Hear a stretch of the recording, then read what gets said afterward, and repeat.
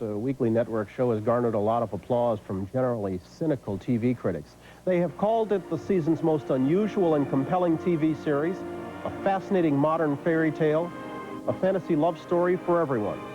Whatever you call it, Beauty and the Beast has become one of the most talked about TV shows around and the most surprising hit of the year. Linda Hamilton and Ron Perlman are the performers who bring the title characters to life every Friday night. When I came over, I said congratulations, because it really has been a resounding success. To your surprise?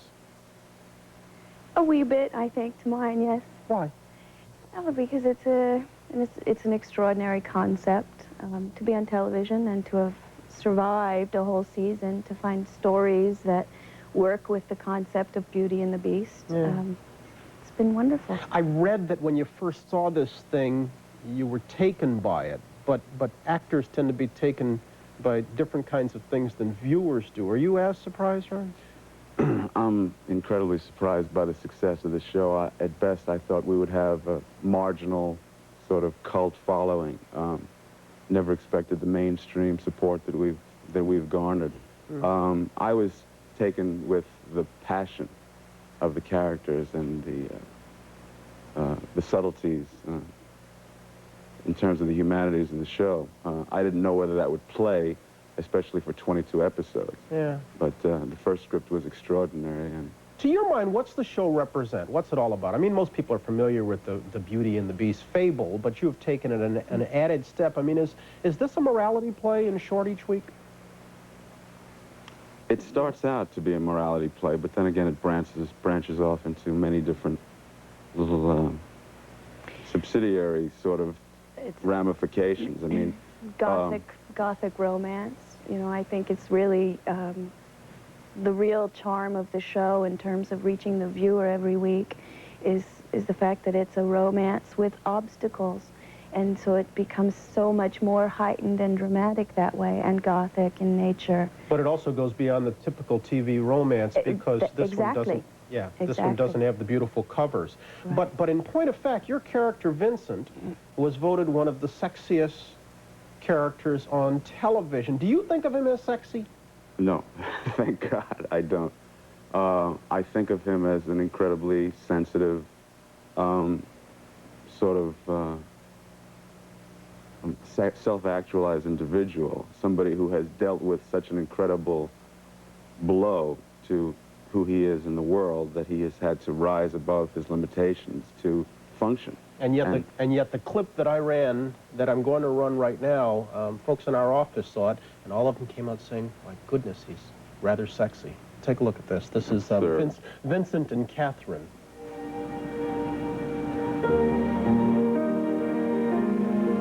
A year ago, tonight. How remarkable you are, remembering such a dark moment with dancing light. It's a time for celebration. I found hope again that night. I found you. I have something for you. I wanted to give you something from my world, something for you to carry with you, a keepsake.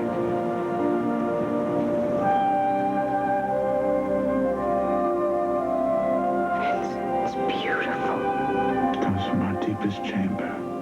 Reminds me of a piece of eternity.